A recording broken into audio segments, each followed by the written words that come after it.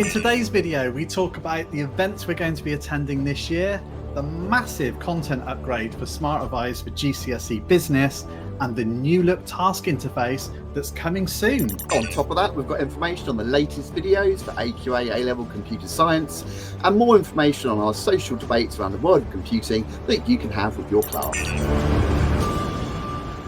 Hello and welcome back to another Craig and Dave Unscripted and our monthly vlog. If you don't know who we are, we're Craig and Dave, and if it's your first time here, welcome. We're most known for our famous award-winning knowledge videos that cover what Dave is laughing away. They are award-winning.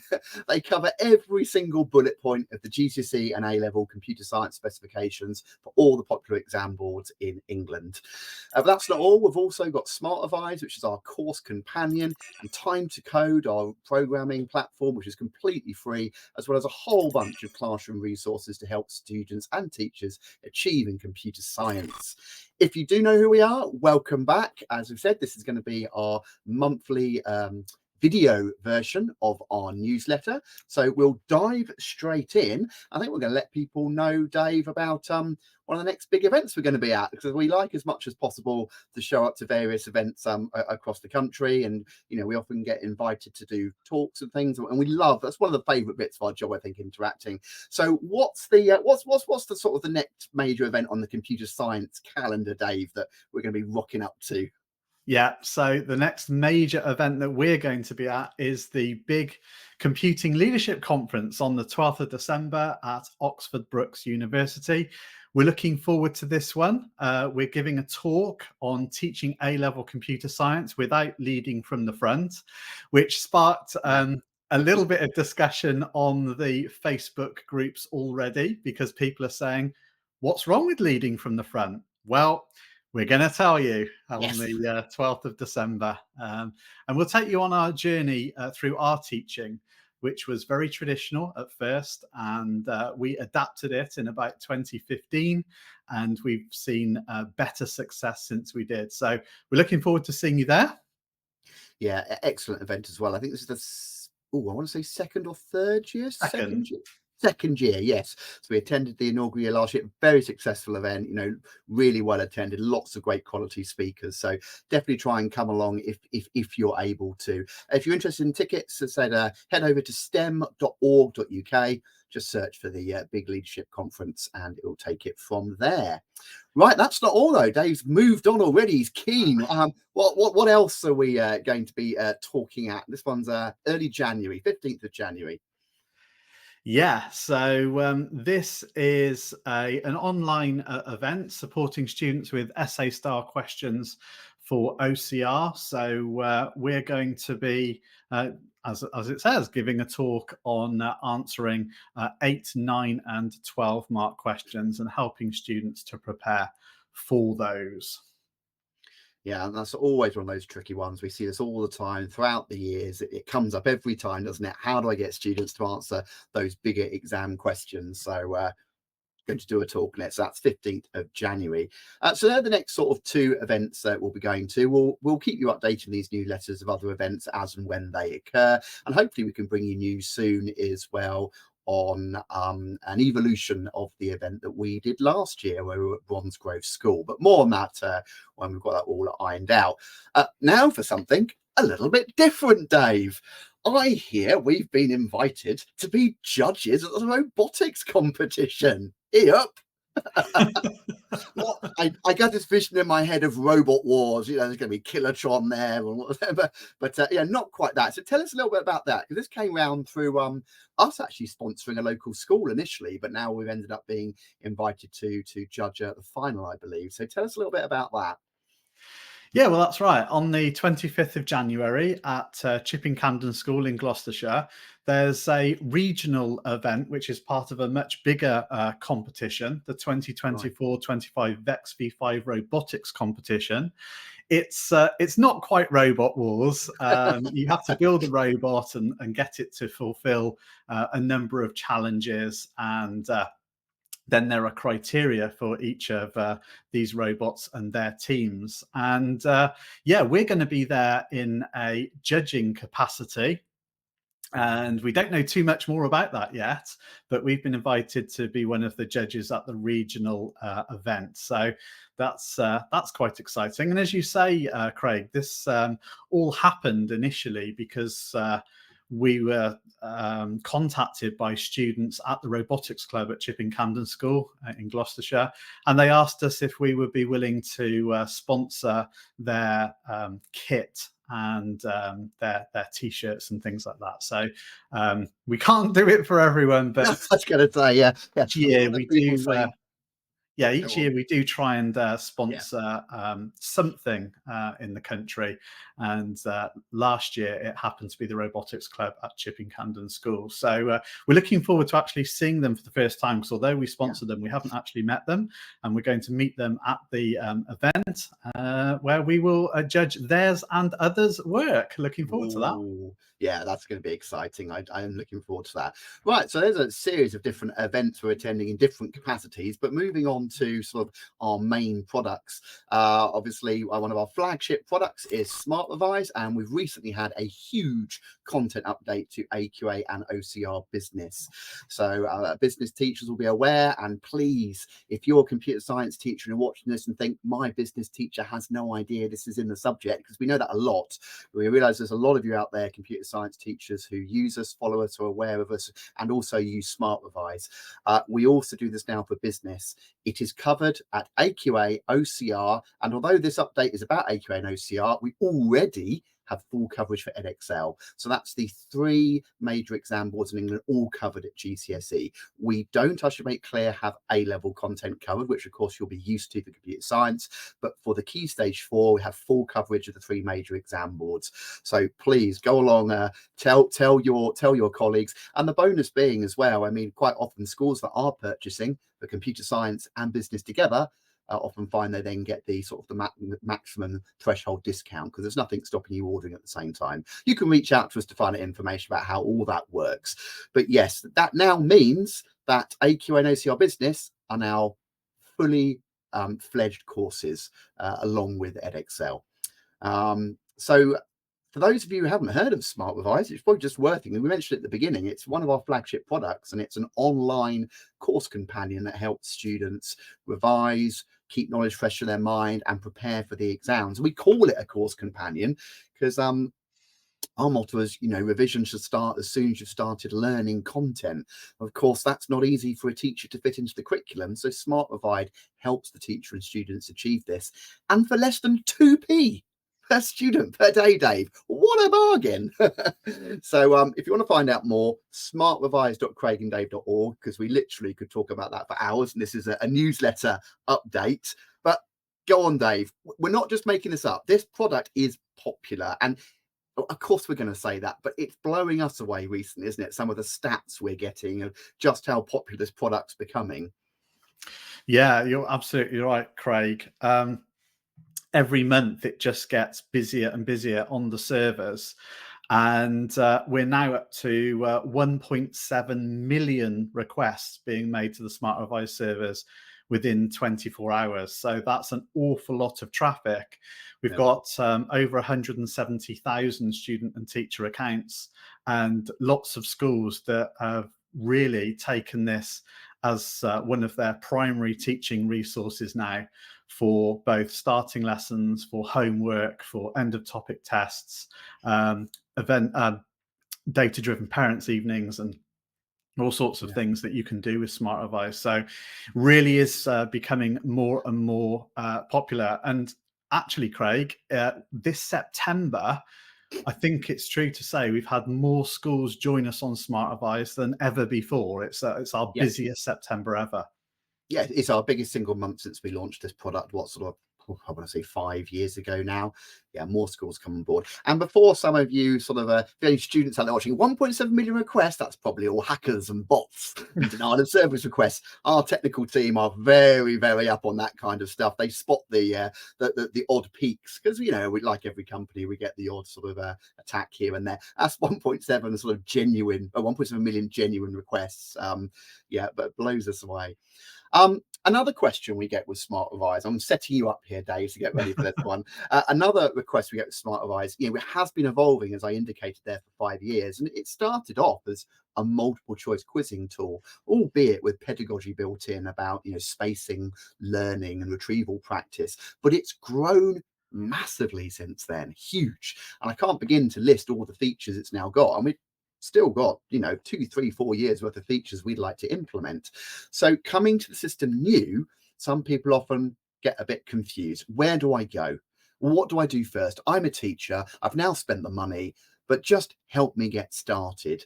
So I'm going to pose a question, which of course I know Dave has an answer to. Have you got a strategic plan for implementing Smart Revise in your school? How could we help them with this, Dave? Well, we can help them with that with something we call the journey. Marvellous.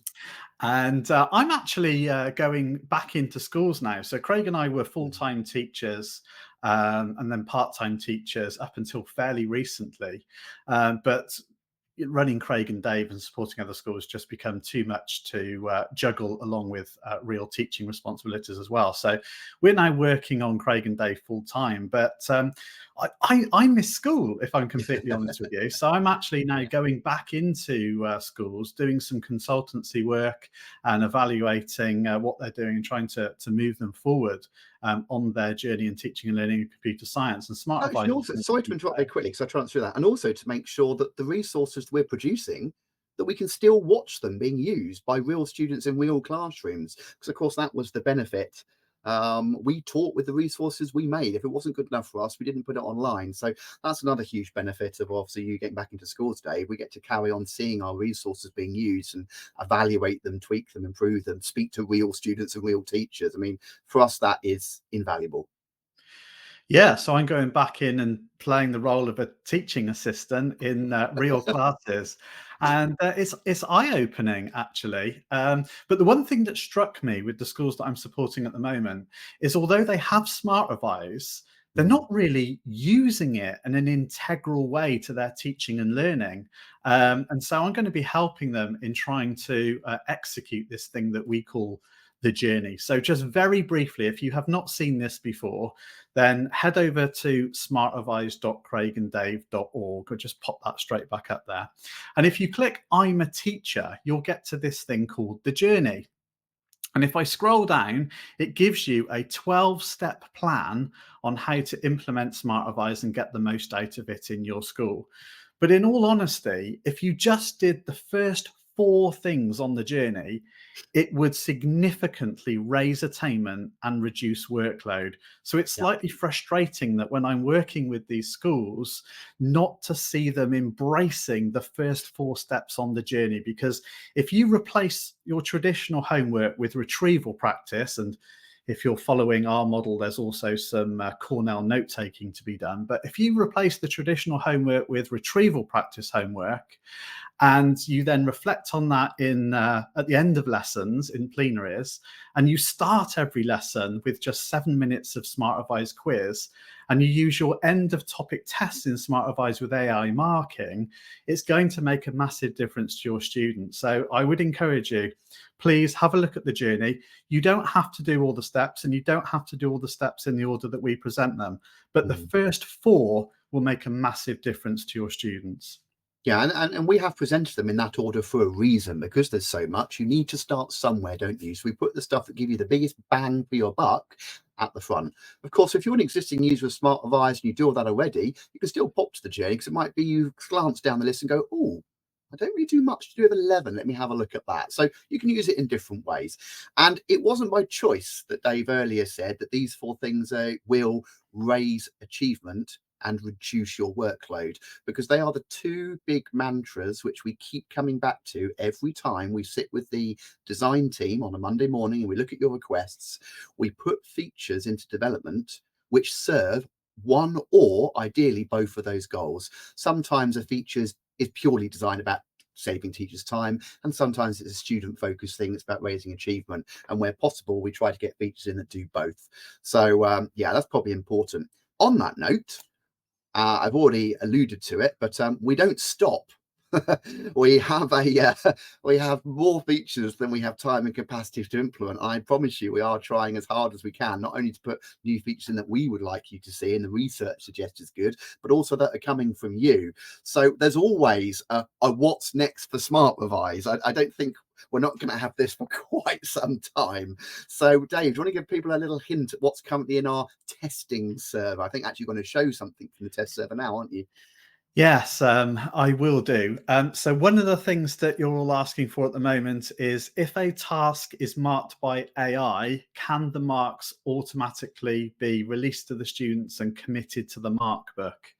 The answer is that is coming in the next update. So you'll be very pleased about that. Yeah. The other thing that we're doing is moving the previous answer button on the advanced mode from after the student has answered the question to before the student has answered the question, so that they can look at their previous answer, think about how many marks they got and how they might improve it. So it's a learning stage. So it's important to understand that advanced mode is really for practice and preparation, and then tasks is for assessment. So students can't see their previous answer in tasks. However, something far more exciting than all that, if we head over to the interface, you will see that when we go to a class and then tasks, the interface looks completely different. Now, this hasn't gone live yet. This is in the test server, as Craig said, but we're giving you an early view as to what this is going to look like. So I'm not going to go through it in depth because that would take a whole episode. But you can see at a glance now all your tasks and where the students are in terms of the submission of their work, and where you are with the marking, and what actions you've got available. You'll also notice that the future tasks area is still here, as well as a new archived tasks area. We did have a button called tidy up, but nobody really knew what that was for. So we've decided to have Even us at times. so we decided to have active tasks, future tasks, and archive tasks, Yeah. which people will understand. If I click on one of these tasks, you'll now see that this view is completely different as well. You've got a summary at the top of the task, and then again you can see the progress of each student, and it probably makes a bit more sense if I make my window a little bit wider here to reduce the wrapping. There we go. And you can see a call to action here. So if the task requires you to do something as a teacher, it's going to show you very clearly what it is that you need to do, as well as any other additional actions that you might want to take are still there. We've also got the list of topics underneath that the task came from, and the one thing that you were all asking for is, can I see the questions that were in that task as well, please? Yes, so there you can now. You can now see all the questions that were in the task. So that is a huge update to the way that tasks are presented to teachers. And following on from that, we're going to be having another look at the actual task marking interface. We know it's still a little bit clunky. There's a lot of feedback we got from the conference about how we can make simple adjustments to make that interface much easier. And that'll be the thing that we do next once you've got hold of the new task interface I've just shown you. Brilliant. So that's everything to do with Smart Revise. And we said, this is the first time you're coming across us, or indeed the first time you're hearing about Smart Revise. You can go over to smartrevise.craiganddave.org, and everything you need to know about the system is there. And if you have any questions, you can always reach out to us at admin@craiganddave.co.uk. Right. Well, one of our other main products, this one is completely free. I should point that out. I think half of our products are completely free. One is all the videos we provide students and specification, and the other one is our programming platform, which is called Time to Code. Now we have Dave's the main resource creator on Time to Code. I want to say 10 levels on Time to Code, or is it 11 now? How confident are you with this? It's 10. It is 10. It's 10. There are 10 levels currently available on Time to Code, but what Dave is going to talk to you about is that levels 1 through 6 are now available on GoCodeIt. So just bring people up to speed with what we mean by that. What is GoCodeIt if they've not heard of it? Briefly, what is time to code, and why are 1 to 10 available? We give them available 1 to 6 over here. What's the difference? Yeah, so the Time to Code website just presents you with some static HTML pages that give exercises to students for programming. But for those of you that were familiar with coding rooms and Replit, you know that you had more classroom management facility with that, and you were able to set assignments for students, collect them in, that kind of thing. Well, our website doesn't do that, but there are other platforms out there that do. And so when we're asked, we are putting our content onto those other platforms, and one of them is GoCodeIt. So I'll just share that with you now. Now, GoCodeIt is not a Craig and Dave product. I want to stress this. We didn't write it. We're not supporting it in that sense. So if you have any queries about GoCodeIt, then please go to the GoCodeIt website and go to the About page, and from there you'll be able to get in touch with the author. But the author is a practicing computer science teacher who was using Replit, understands what teachers need, and is creating something that isn't going to be here today and gone tomorrow, which is one of the big problems that we've got with existing provision. Now, you'll notice it says coming January 2025. That's for the kind of full release, but you can get in early and you can use it now. This is just when it'll be sort of officially released, if you like. So you can get on board now. That's not a problem. And features are being developed all the time. January will be the first major release. But if you go to Start Coding, you will see here is our Time to Code offer within the GoCodeIt platform. So if I click Start Course, you will see our level 1s through, it's 7 now, Craig. Now, God. 7 now. Peter Hudson, who's the author, has obviously done another level since I prepared for our latest update. And so that's Brilliant. Good to see. And as Craig said earlier, there are 10 levels to Time to Code in total. So we're only 3 away from having complete provision. And it looks and feels a lot like Time to Code on this site. However, if you log in as a teacher, you're going to be able to then set assignments for students. And if they log in as a student, they're able to track their progress and that kind of thing. So all our tasks are in here that you would expect, together with the built-in coding window, so you can run your code, and everything that you can see on the Time to Code website is here, including the little video clips. But as I say, all wrapped in a bigger framework that allows you to control assignments with students. So there we go. Brilliant. And now on to something completely different. So, social, moral, ethical and cultural debates. It's that wonderful area of the specification. It's in all the GCSEs, it's in all the A levels. It was actually one of my most fun areas. I enjoyed teaching it. I don't mean to say it's in a negative way. If taught poorly, it can be one of the driest and most dull areas. And I get why it can be seen as a topic maybe we don't quite look forward to enjoy teaching. The specifications are typically very woolly. Students need to be aware of a range of ethical benefits and risks and opportunities, and and unfortunately as well, it's often the area, because it leads to very open-ended question, it's often the area which lends itself to those big 9 and 12 marker questions at GCSE and A level as well, making the topic doubly daunting for students. So we decided to sort of help teachers and students tackle this quite a while ago. And if you're not aware, we have another Dave. So it's not Dave Hilliard, it's Dave Morgan, and he does a lesson hacker series for us, where each week he takes a topic of interest that's in the news and he produces a short sort of 5 or 6 minute video. And if you thought our videos that we put out for learning the theory are boring, then here's a great. We don't apologize. Our theory videos aren't meant to be exciting because we're presenting the theory you need. But Dave has got a lot more freedom. Just want to bring people up to speed, because there's a bit more than that as well. You also do this fertile questions thing that is worth obviously reminding everyone or telling everyone about as well. Yeah, absolutely. So the video often poses a big question, like has tech ruined sport? Is the most recent video that we've got there.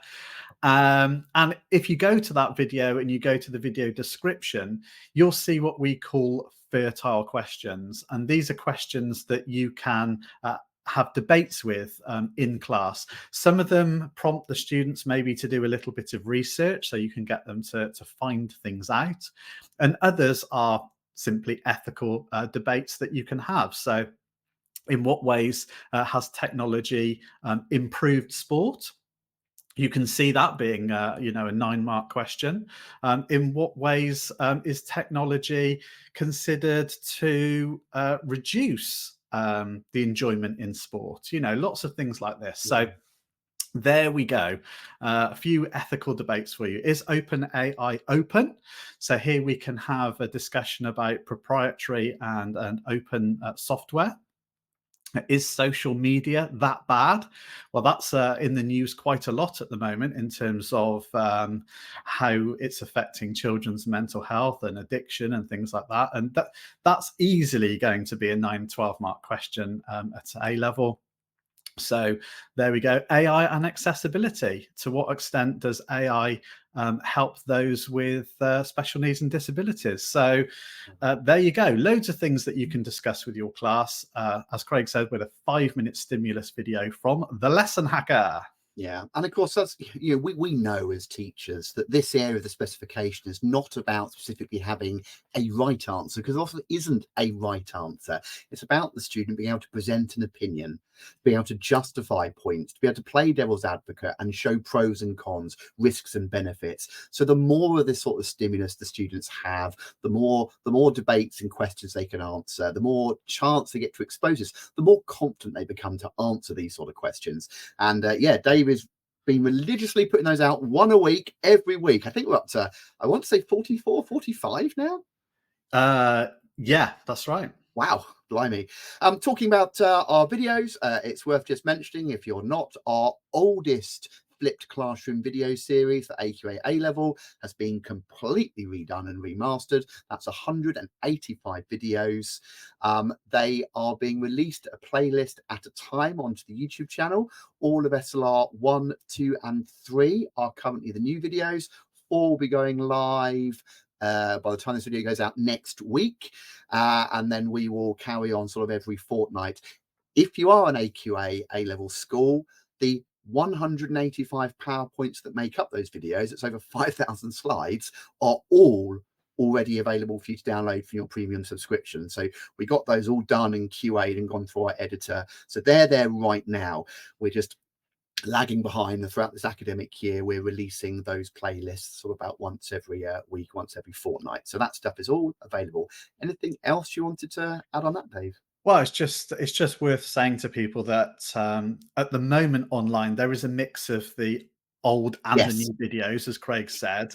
We're not taking the old ones down, so there will be a mix. And as Craig says, at the moment we've got SLRs 1, 2, and 3 in the new format, and then 4 onwards in the old format, and we're gradually going to be replacing them. Craig has actually done all the content and all the recording and everything for these videos.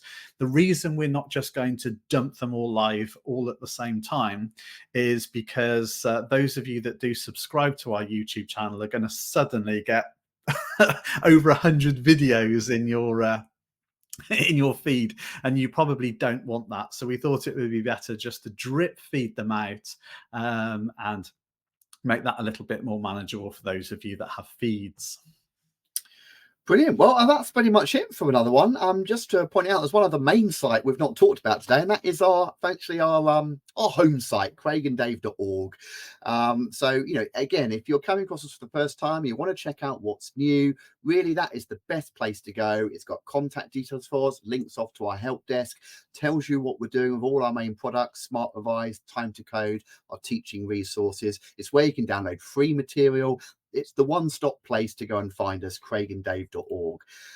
So I think that's probably us done for another month, Dave. We get to sort of down tools and relax for a bit now, yeah? No, No. no, no. No, we need to keep you working. No, No, we'll be back a month from today when we'll let you know all the latest updates across the Craig and Dave empire. All right, Empire? thanks, everyone. I know, play Star Wars there. Craig and Dave family. There you go. That sounds a bit better. Cheers, everyone. Bye for now. Da, da, da, da, da. There you go, jazz hands. Bye.